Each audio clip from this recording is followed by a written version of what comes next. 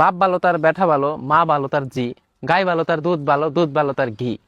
এই কথাটা বলার মানে হচ্ছে তোমরা কোনো কিছুই ভালো না, মানে তোমরা চরিত্রের উপরে খুবই সমস্যা। বেটা তোর নিজেরই তো সম্মান নাই।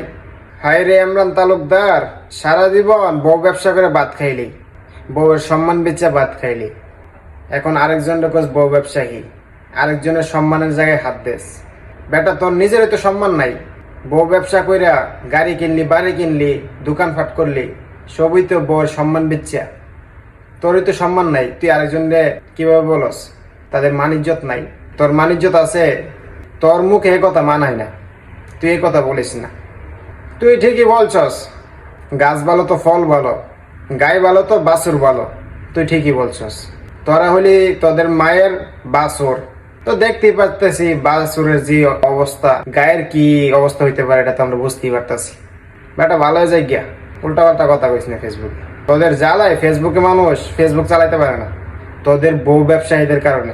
মানুষের যে এমবিটা পরে ভালো ভালো কিছু দেখার লেগা, তোদের ভিডিওর কারণে ভালো কিছু দেখতে পারে না।